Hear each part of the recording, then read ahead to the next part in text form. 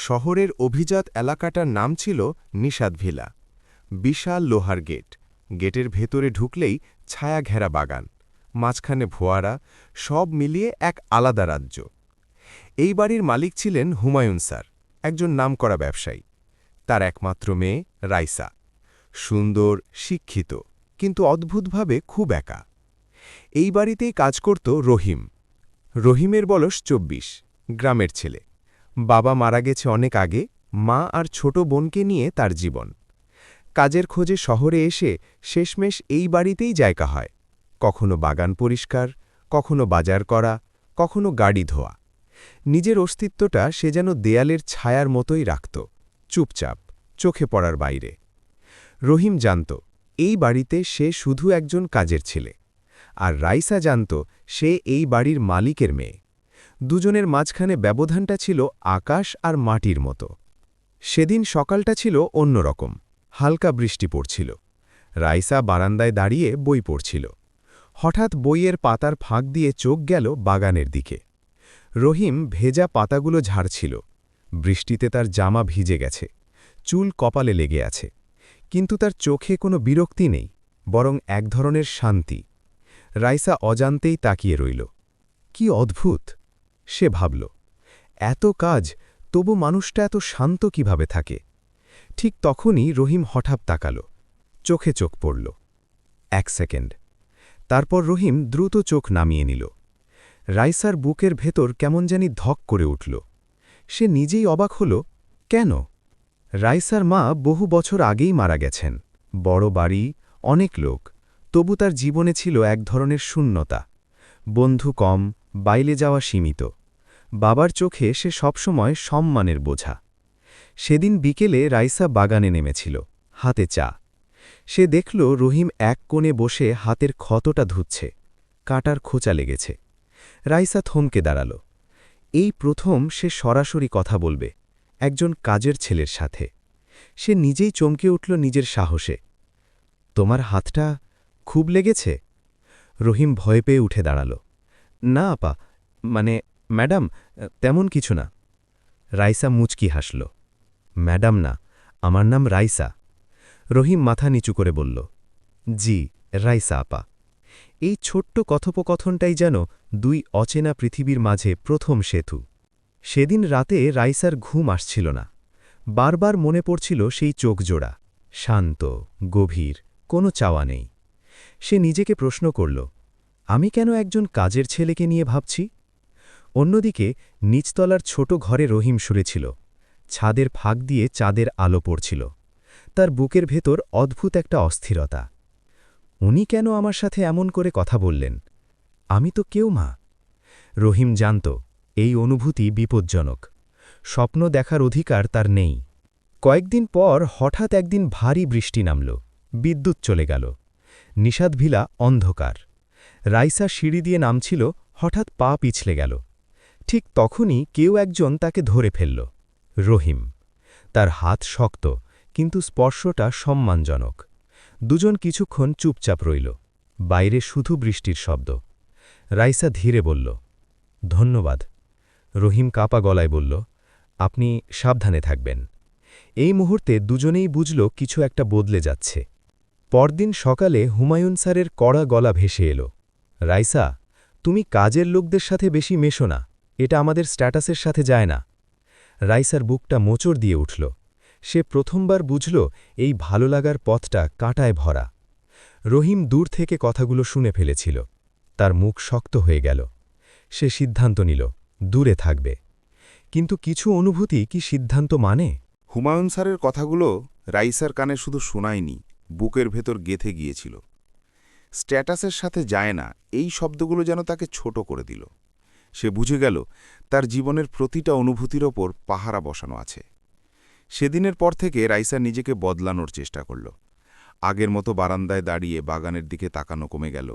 অকারণে নিচে নামা বন্ধ করল। মনে মনে ঠিক করল রহিমের সাথে আর কথা বলবে না। কিন্তু মন কি এত সহজে শোনে? রহিমও নিজের মতো করে একটা সিদ্ধান্ত নিয়েছিল। সে ভাবল, আমি যদি চোখের আড়ালে থাকি তাহলে সমস্যাই হবে না। সে আগের মতো সামনাসামনি কাজ করত না, কাজ শেষ করেই চলে যেত। মাথা নিচু করে থাকত। রাইসা আশপাশে থাকলে সে অন্যদিকে সরে যেত। কিন্তু প্রতিবার রাইসা তাকে এড়িয়ে যাওয়াটা টের পেত। এড়িয়ে যাওয়ার মধ্যেও যে কষ্ট লুকানো থাকে, এই সত্যটা দুজনেই নতুন করে শিখছিল। এক দুপুরে রাইসা লাইব্রেরিতে বসেছিল। বইয়ের পাতায় চোখ থাকলেও মনটা কোথাও ছিল না। হঠাৎ খেয়াল করল বইয়ের তাকগুলোতে ধুলো জমেছে। সে অবাক হল। আগে এসব কাজ নিয়মিত হতো। আজ লাইব্রেরি পরিষ্কার হয়নি কেন? রাইসা গৃহপরিচারিকাকে জিজ্ঞেস করল। রহিমা যেখানে আসেনি ম্যাডাম, ওনাকি বলেছে সামনে কাজ করবে না। রাইসার বুকটা হালকা কেঁপে উঠল। আমার জন্যই কি? সে নিজেকে বোঝাতে চাইল, না, এমন ভাবার কিছু নেই। কিন্তু মন মানল না। সন্ধ্যায় আবার বৃষ্টি নামল। রাইসা জানালার পাশে দাঁড়াল। বাইরে দেখল রহিম ছাতা ছাড়াই বাজার থেকে ফিরছে, ভিজে একাকার। এক অজানা তাগিদে রাইসার নিচে নেমে গেল। তুমি ভিজছ কেন? ছাতা নাওনি? রহিম চমকে উঠল। জি, বাজারটা হঠাৎ যেতে হয়েছিল। রাইসা একটু রেগে গেল। তুমি মানুষ, মেশিন না। অসুস্থ হলে কে দায় নেবে? এই প্রথম রহিম তার চোখে স্পষ্ট চিন্তা দেখল। সে ধীরে বলল, আমার জন্য কেউ চিন্তা করে না আপা। এই কথাটা রাইসার বুক চিরে গেল। আমি করি। কথাটা মুখ দিয়ে বেরিয়ে গেল, থামাতে পারল না। দুজনেই চুপ করে গেল। বৃষ্টির শব্দ যেন আরও জোরে উঠল। রহিম সেই রাতে ঘুমাতে পারল না। আমি করি, এই কথাটা বারবার কানে বাজছিল। সে জানত এই অনুভূতি তাকে দুর্বল করে দেবে। পরদিন সে হুমায়ুন স্যারের সামনে দাঁড়িয়ে বলল, স্যার, আমাকে একটু পিছনের কাজগুলো দিলে ভালো হয়, সামনে থাকলে অসুবিধে হয়। হুমায়ুন স্যার ভ্রু কুঁচকে তাকালেন। কেন, কিছু হয়েছে? না স্যার, আমি আমার জায়গাটা বুঝতে চাই। এই কথার ভেতরে কতটা আত্মসম্মান, কতটা কষ্ট, তা কেউ বুঝল না। রাইসা লক্ষ্য করল রহিম আর আগের মতো চোখে পড়ে না। বাগানটা পরিষ্কার থাকে, কাজ ঠিকই হয়, কিন্তু মানুষটা যেন অদৃশ্য। তার ভেতরে অপরাধ বোধ জন্মাল। আমি কি তার জীবনটা আরও কঠিন করে দিচ্ছি? একদিন সাহস করে সে রান্নাঘরের পাশে গিয়ে দাঁড়াল। রহিম। রহিম থেমে গেল। তুমি আমাকে এড়িয়ে চলছ কেন? রহিম মাথা নিচু করে বলল, আপনি ভুল বুঝছেন, আমি শুধু নিজের কাজ করছি। আমি কি তোমাকে কষ্ট দিয়েছি? রাইসার গলা কেঁপে উঠল। রহিম কোনো উত্তর দিল না। কিছু প্রশ্নের উত্তর নীরবতাই হয়। এরপর থেকে তারা আর সরাসরি কথা বলত না, কিন্তু ছোট ছোট বিষয়, যেমন রাইসার জন্য রাখা বইয়ের পাশে এক কাপ চা, রহিমের হাতের ক্ষতের পাশে হঠাৎ পাওয়া ব্যান্ডেজ, চোখাচোখি হলে হালকা মাথা নেড়ে নেওয়া, এই সবই এক অদৃশ্য বন্ধন তৈরি করছিল। ভালোবাসা কখনো কখনো শব্দ চায় না। এক রাতে হুমায়ুন স্যার ফোনে কথা বলছিলেন। রাইসা পাশ দিয়ে যাচ্ছিল। হ্যাঁ, রাইসার জন্য ছেলে দেখা শুরু করো, আমাদের লেভেলের পরিবার হতে হবে। রাইসার পা থেমে গেল। তার চোখের সামনে হঠাৎ রহিমের মুখ ভেসে উঠল। সে বুঝে গেল সময় ফুরিয়ে আসছে। নিষাদ ভিলার পরিবেশটা হঠাৎ করেই বদলে যেতে শুরু করল। আগে যে বাড়িটা নীরব ছিল, এখন সেখানে লোকজন আসা যাওয়া বাড়ছে।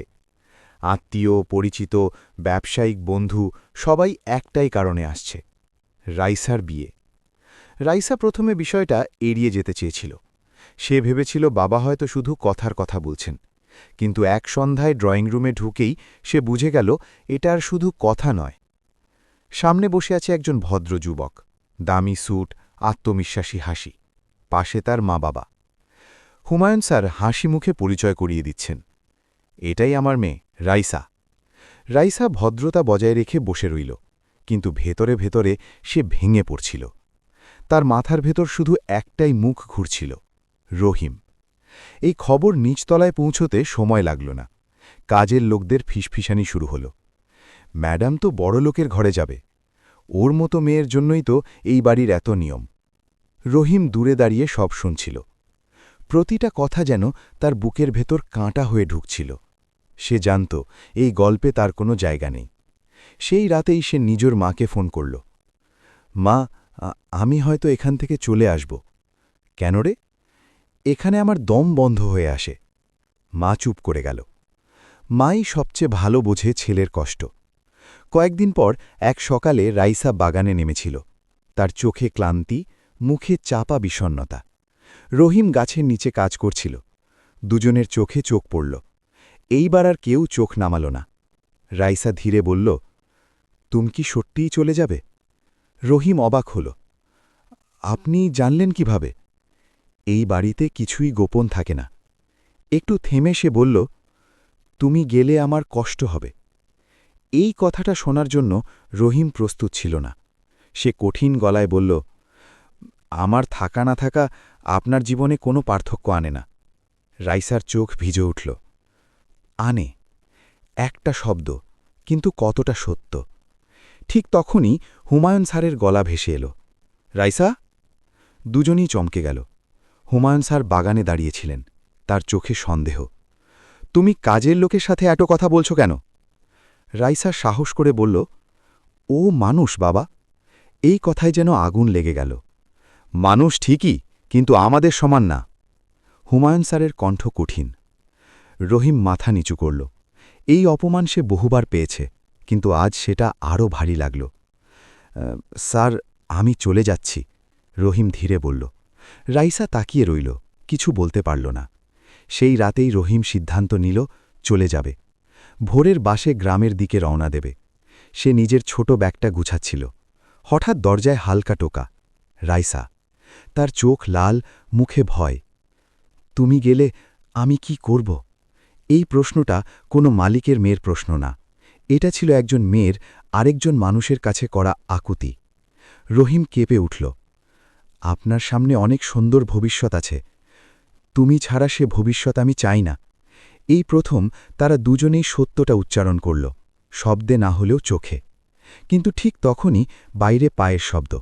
রহিম পিছিয়ে গেল। আপনি চলে যান, আমাদের এই দেখা কেউ দেখলে সর্বনাশ হবে। রাইসা দাঁড়িয়ে রইল, তার জীবনের সবচেয়ে অসহায় মুহূর্ত। ভোরে বাস ছাড়ল। রহিম জানালার পাশে বসেছিল। শহরটা ধীরে ধীরে পিছিয়ে যাচ্ছিল। নিশাদ ভিলার দিকে তাকিয়ে সে মনে মনে বলল, আমি ভালোবাসলাম, কিন্তু অধিকার চাইনি। অন্যদিকে রাইসা ছাদের ওপর দাঁড়িয়ে সূর্য উঠতে দেখছিল। সে জানত আজ তার জীবনের একটা অংশ চলে গেছে। বাসটা ধুলোমাখা গ্রামের রাস্তায় ঢুকতেই রহিমের বুকটা হালকা হল, আবার ভারীও।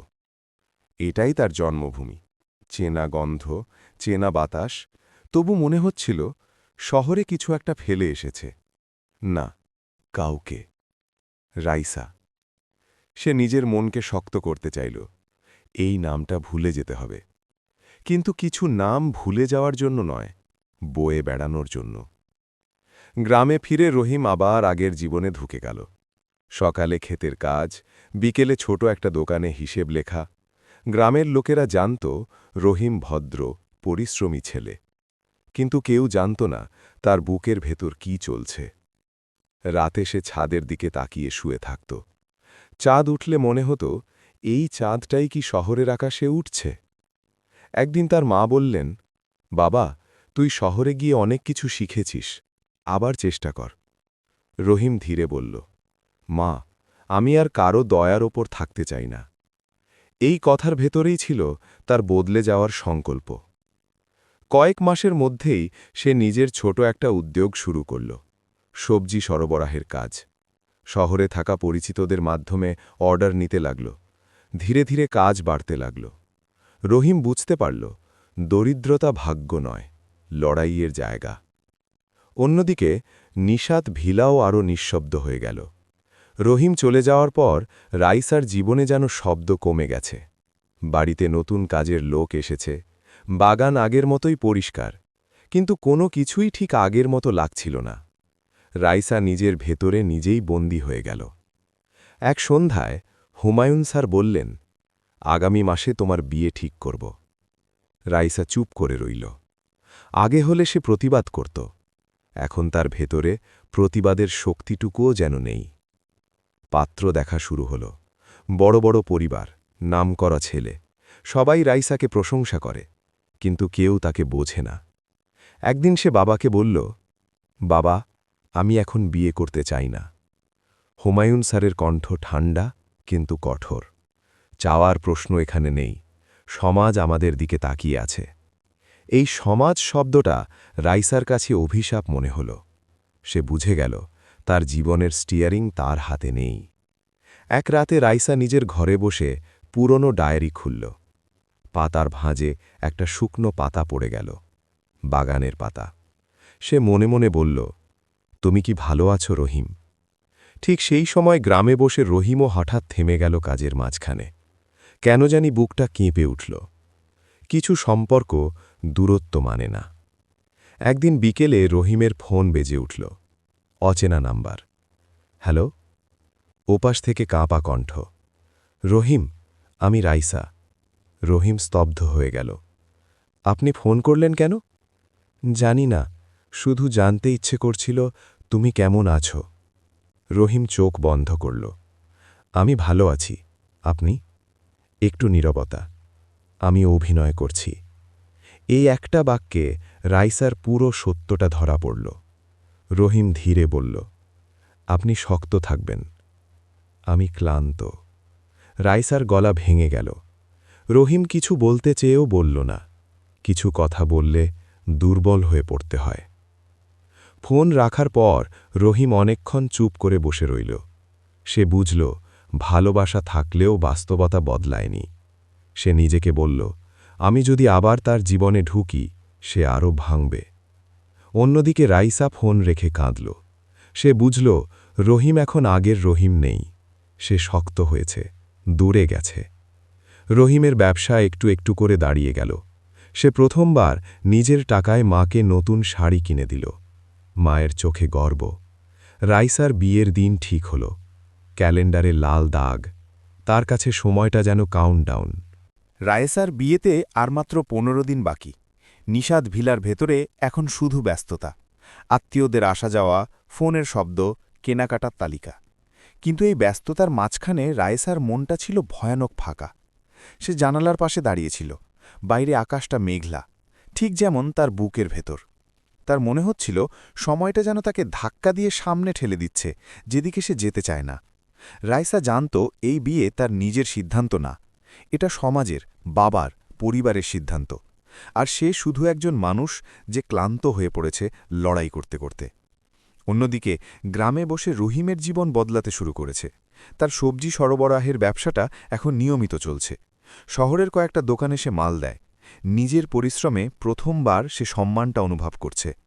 কিন্তু প্রতিদিন রাত হলেই এই সাফল্যটুকু তার কাছে অসম্পূর্ণ মনে হয়। রায়সার কথা মনে পড়ে। সে জানে মেয়েটা এখন ভীষণ চাপে আছে। ফোনে কথা বলার সময় রায়সার কণ্ঠেই সে সেটা টের পেয়েছিল। রহিম নিজেকে বোঝায়, আমি যদি সামনে যাই ওর কষ্ট আরও বাড়বে। তবু মন মানে না। একদিন বিকেলে রহিম শহরে আসে মাল দিতে। অনেকদিন পর নিষাদ ভিলার রাস্তায় দাঁড়ায় সে। দূর থেকে বাড়িকার দিকে তাকায়। কিছু স্মৃতি চোখের সামনে ভেসে ওঠে। বাগানের গাছ, বৃষ্টি ভেজা সন্ধে, নীরব চোখাচোখি। সে ঠিক করে আর একবার দেখা করবে, শেষবার। সন্ধ্যের একটু আগে রায়সা ছাদে দাঁড়িয়েছিল। হঠাৎ নিচ থেকে তার নাম ডাকল কেউ। রায়সা আপা। এই গলাটা সে হাজার মানুষের ভিড়েও চিনবে। রহিম। রায়সা ছুটে সিঁড়ির কাছে গেল। চারদিকে তাকিয়ে নিশ্চিত হল কেউ দেখছে না। তুমি এখানে কেন এসেছ? গলায় ভয় আর খুশি একসাথে। রহিম শান্ত গলায় বলল, জানি না, মনে হলো দেখা না করলে আমি সারা জীবন আফসোস করব। রায়সার চোখ ভিজে উঠল। দুজন ছাদের কোণে দাঁড়াল। শহরের আলো জ্বলছে, কিন্তু তাদের চারপাশে যেন এক অদ্ভুত নীরবতা। রায়সা ধীরে বলল, আমার বিয়ে ঠিক হয়ে গেছে। রহিম মাথা নেড়ে বলল, আমি জানি। তুমি কিছু বলবে না? রায়সার কণ্ঠ কাঁপছে। রহিম দীর্ঘ নিঃশ্বাস ফেলল। আমি তোমাকে ভালোবাসি, কিন্তু ভালোবাসা মানেই সবকিছু দাবি করা না। এই কথায় রায়সার বুক ফেটে গেল। আমি যদি সব ছেড়ে তোমার সাথে চলে যাই? এই প্রশ্নটা বেরোতেই দুজনেই চমকে উঠল। রহিম তাকালো তার চোখের দিকে। সেখানে ভয়, সাহস আর ভালোবাসা সব একসাথে। আমি তোমাকে কষ্টের জীবনে টানতে চাই না, রহিম ধীরে বলল। আমি সেই কষ্টই চাই যেখানে তুমি থাকবে। রায়সা কেঁদে ফেলল। রহিম চুপ করে রইল। এই মুহূর্তটাই ছিল তার জীবনের সবচেয়ে কঠিন সময়। একদিকে ভালোবাসা, অন্যদিকে দায়িত্ব। সে জানে রায়সা যদি সব ছেড়ে আসে, সমাজ তাকে ছিঁড়ে ফেলবে। কিন্তু যদি সে না আসে, রায়সা আজীবন বন্দী থাকবে। রহিম প্রথমবার নিজের স্বার্থের কথা ভাবল। তোমার হাতে এখনও সময় আছে, সে বলল। যদি তুমি আমাকে বিশ্বাস করো, আমি নিজেকে এমন জায়গায় নিয়ে যাব যেখানে আমি তোমার পাশে দাঁড়াতে পারব। রায়সা তাকিয়ে রইল। এই কথা আশ্বাসও, আবার অপেক্ষার শাস্তিও। ঠিক তখনই নিচে গাড়ির শব্দ। কেউ আসছে। রহিম দ্রুত বলল, এটাই হয়তো আমাদের শেষ দেখা, সিদ্ধান্তটা তোমাকেই নিতে হবে। রায়সা হাত বাড়িয়ে ধরল রহিমের হাত, এই প্রথম, কোনো ভয় ছাড়াই। আমি অপেক্ষা করব, রায়সা বলল। রহিম তার হাত ছেড়ে দিল, কারণ সে জানে ছাড়তে না পারলে দুজনেই ভেঙে যাবে। রহিম চলে গেল অন্ধকারে। রায়সা ছাদে দাঁড়িয়ে রইল, তার চোখে জল, কিন্তু বুকের ভেতর এক নতুন দৃঢ়তা। সে সিদ্ধান্ত নিয়েছে, এই বিয়ে সে থামাবে, যেভাবেই হোক। রাইসার বিয়ের আর মাত্র 5 দিন বাকি। নিষাদ ভিলায় এখন উৎসবের সাজ, আলো, ফুল, হাসি, কিন্তু এই হাসির আড়ালে যে ঝড় জমে আছে সেটা কেউ দেখতে পাচ্ছে না। রাইসা আয়নার সামনে দাঁড়িয়ে নিজের দিকে তাকাল। এই মুখটাই কি তার ভবিষ্যৎ ঠিক করবে, নাকি সে নিজেই নিজের জীবনটা বেছে নেবে? ছাদের সেই রাতের পর রাইসার ভেতরে কিছু একটা বদলে গেছে। সে আর আগের মতো ভেঙে পড়া মেয়ে নয়। চোখে এখন ভয় আছে ঠিকই, কিন্তু তার চেয়েও বড় কিছু আছে, সাহস। হুমায়ুন স্যার ড্রয়িং রুমে বসে ফোনে কথা বলছিলেন। সব ঠিকঠাক চলছে, মেয়েটা একটু চুপচাপ, কিন্তু মেয়েরা এমনই হয়। এই কথাটা রাইসা শুনে ফেলল। সে ধীরে সামনে গিয়ে দাঁড়াল। বাবা, আমার তোমার সাথে কথা আছে। হুমায়ুন স্যার অবাক হয়ে তাকালেন। এখন? হ্যাঁ, এখনই। রাইসার গলায় এমন দৃঢ়তা ছিল যা তিনি আগে কখনো শোনেননি। রাইসা সোজা কথা বলল, এই বিয়েটা আমি করতে চাই না বাবা। ঘরের বাতাস যেন হঠাৎ থমকে গেল। হুমায়ুন স্যারের কণ্ঠ ঠান্ডা কিন্তু ভয়ঙ্কর। এমন কথা আরেকবার বলো। আমি প্রস্তুত না বাবা, আমি সুখী হব না। সুখ? সুখ দিয়ে সংসার চলে না। হুমায়ুন স্যারের গলা চড়ল। সমাজ কি বলবে জানো? রাইসার চোখে জল এলো, কিন্তু গলা কাঁপল না। আমি জানি, কিন্তু আমি সারা জীবন মিথ্যে জীবন কাটাতে পারব না। এই প্রথম রাইসা বাবার চোখে চোখ রেখে কথা বলল। কয়েক সেকেন্ড নীরবতার পর হুমায়ুন স্যার বললেন, কার জন্য? এই প্রশ্নটা এড়ানোর আর কোনো উপায় ছিল না। রাইসা ধীরে বলল, আমি একজনকে ভালোবাসি। এই কথাটা যেন বজ্রপাতের মতো পড়ল। কে? সে এই বাড়ির কাজের ছেলে ছিল। হুমায়ুন স্যার উঠে দাঁড়ালেন। অসম্ভব, তুমি জানো তুমি কি বলছ? আমি জানি। রাইসার চোখ ভিজে উঠল। কিন্তু ভালোবাসা হিসাব মানে না। ঘরে তখন শুধু নিঃশ্বাসের শব্দ। হুমায়ুন স্যার গর্জে উঠলেন, এই বাড়িতে সে ছিল শুধু চাকর, আর তুমি আমার মেয়ে। রাইসা কাঁদতে কাঁদতে বলল, সে মানুষ ছিল বাবা, আমাকে মানুষ হিসেবে দেখেছে। এই কথাটা হুমায়ুন স্যারকে থামিয়ে দিল। কিছুক্ষণের জন্য তিনি চুপ করে রইলেন, তারপর বললেন, এই বিয়ে হবেই, নইলে তুমি এই বাড়িতে থাকবে না। এই কথাটাই ছিল শেষ সীমা। রাইসা সোজা নিজের ঘরে গেল, দরজা বন্ধ করল। হাত কাঁপছে, বুক ধরফড় করছে, কিন্তু মাথার ভেতর সিদ্ধান্ত পরিষ্কার। সে নিজের ছোট ব্যাগটা বের করল, কয়েকটা কাপড়, আইডি, কিছু টাকা। আয়নার সামনে দাঁড়িয়ে নিজেকে বলল, আমি ভয় পাই, কিন্তু আমি দুর্বল না। রাইসা জানত এই পথটা কঠিন, কিন্তু বন্দি জীবন তার চেয়েও ভয়ঙ্কর। রাত গভীর হলে বাড়ি নিস্তব্ধ হয়ে গেল। রাইসা ধীরে সিঁড়ি নামল। নিষাদ ভিলার গেটটা পার হওয়ার সময় সে একবার পিছনে তাকাল। এই বাড়িতে তার জন্ম, তার শৈশব সব রয়ে গেল, কিন্তু সে আর ফিরে তাকাল না। সে সরাসরি ফোন করল রহিমকে। আমি বেরিয়ে এসেছি। গলায় কাঁপন, কিন্তু সিদ্ধান্ত অটল। ওপাশ থেকে রহিম স্তব্ধ হয়ে গেল। তুমি পাগল হয়েছ? না, আমি নিজেকে বাঁচিয়েছি। রহিম শহরের বাইরে একটা ছোট বাসস্ট্যান্ডে অপেক্ষা করছিল। রাইসা সেখানে পৌঁছতেই দুজনের চোখে জল এসে গেল। এখন কি হবে? রাইসা প্রশ্ন করল। রহিম দৃঢ় গলায় বলল, এখন আমরা লড়ব, একসাথে। এই প্রথম তারা সমান হয়ে দাঁড়াল। না মালিক, না কাজের ছেলে, শুধু দুজন মানুষ। বাস ছাড়ল, শহর পিছিয়ে গেল। রাইসা জানালার বাইরে তাকিয়ে ভাবল, এই পথটা অজানা, ভয়ঙ্কর, কিন্তু তার পাশে রহিম আছে। আর এই প্রথম তার মনে হল সে বাঁচছে। বাসটা শহর ছাড়িয়ে অনেক দূরে চলে এসেছে। ভোরের আলো ধীরে ধীরে চারপাশে ছড়িয়ে পড়ছে। রাইসা জানালার পাশে বসে আছে। চোখে ঘুম নেই, আছে ভয়, উত্তেজনা আর অদ্ভুত এক মুক্তির অনুভূতি। এই প্রথম তার জীবনের দিক নির্দেশনা সে নিজেই ঠিক করেছে। রহিম চুপচাপ বসে আছে, তার মুখ শান্ত, কিন্তু ভেতরে ভেতরে সে জানে এটা শুধু শুরু। পালিয়ে আসা সহজ, টিকে থাকা কঠিন। বাস থেকে নেমে তারা একটা ছোট শহরে এলো। ভাড়া ঘর, অচেনা মানুষ, অচেনা পরিবেশ। রহিম নিজের জমানো টাকা দিয়ে ছোট একটা ঘর ভাড়া নিল। রাইসা ঘরের ভেতরে ঢুকে চারদিকে তাকাল। এই ঘর নিষাদ ভিলার মতো বড় না, সুন্দর না, কিন্তু এখানে ভয় নেই। তুমি ঠিক আছো? রহিম জিজ্ঞেস করল। রাইসা হালকা হেসে বলল, আমি বেঁচে আছি, এটাই অনেক। দুদিন যেতেই খবর ছড়িয়ে পড়ল।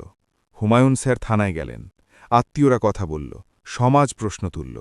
মেয়েটাকে ভুল পথে নিয়ে গেছে কাজের ছেলে, পরিবারের মান সম্মান শেষ। এই সব কথা রহিমের কানে এলো। প্রতিটা কথা যেন তার বুকের ভেতর আগুন জ্বালিয়ে দিল। এক রাতে রহিম বলল, তুমি চাইলে ফিরে যেতে পারো, আমি জোর করব না। রায়সা চলকে তাকালো, তুমি কি এখনও ভাবছ আমি দুর্বল? না। রহিম ধীরে বলল, আমি শুধু চাই তুমি নিরাপদ থাকো। রায়সা তার হাত ধরল, আমার নিরাপত্তা এখন তোমার পাশে। 1 সপ্তাহ পর হুমায়ুন স্যার নিজেই এসে হাজির হলেন। রায়সা দরজা খুলে বাবাকে দেখে থমকে গেল। চোখে রাগ নেই, আছে ক্লান্তি। চলো, বাড়ি ফিরে চলো। হুমায়ুন স্যার বললেন, সব ভুলে যাব। রায়সা শান্ত গলায় বলল, ভুলটা আমি করিনি বাবা। এই ছেলের সাথে থেকে তুমি কি পাবে? হুমায়ুন স্যারের গলা কেঁপে উঠল। রহিম এগিয়ে এসে বলল, স্যার, আমি বড়লোক না, কিন্তু আমি ওকে অসম্মান করব না। কিছুক্ষণ নীরবতা। হুমায়ুন স্যার রায়সার দিকে তাকালেন। তুমি সত্যিই সুখী? রায়সা 1 সেকেন্ডও ভাবল না। হ্যাঁ বাবা, প্রথমবার। এই কথাটা হুমায়ুন স্যারের বুক ভেঙে দিল। তিনি কিছু না বলে চলে গেলেন। সবকিছু সহজ হল না। রহিম কাজ পেল না অনেক জায়গায়। রায়সা ছোট একটা স্কুলে পড়াতে শুরু করল। টাকা কম, কষ্ট বেশি, কিন্তু রাতের বেলা একসাথে বসে চা খাওয়ার সময় রায়সা বলত, এই কষ্ট আমি বেছে নিয়েছি। রহিম বুঝত, ভালোবাসার দাম শুধু আবেগে নয়, পরিশ্রমেও দিতে হয়। সময় গেল, মাস পেরোল। রহিমের ব্যবসা আবার দাঁড়াতে শুরু করল। রায়সা আত্মবিশ্বাসী হয়ে উঠল। একদিন হঠাৎ হুমায়ুন স্যারের ফোন এলো, তোমরা যদি সুখী হও, আমি আর বাধা হব না। এই এক লাইনের মধ্যে অনেক অহংকার ভেঙে পড়ল। রায়সার চোখ ভিজে গেল। এক সন্ধ্যায় তারা দুজন নদীর পাড়ে বসেছিল। রহিম বলল, আমাদের গল্পটা মানুষ ভুলভাবে বলবে। রায়সা হাসল, কিন্তু আমরা জানি সত্যিটা কি। রহিম তার হাত ধরল। এবার আর ভয় নেই, লুকোচুরি নেই। এই গল্পটা কাজের ছেলে আর মালিকের মেয়ের গল্প না। এই গল্পটা দুজন মানুষের, যারা ভালোবাসার জন্যে সব হারানোর সাহস রেখেছিল। ভালোবাসা সবসময় জেতে না, কিন্তু সাহসী হলে সে বাঁচে। বন্ধুরা, আমাদের গল্পগুলো যদি তোমাদের ভালো লেগে থাকে তাহলে আমাদের চ্যানেলটা সাবস্ক্রাইব করে রাখো, যাতে অতি দ্রুত আমাদের গল্পগুলো পেতে পারো।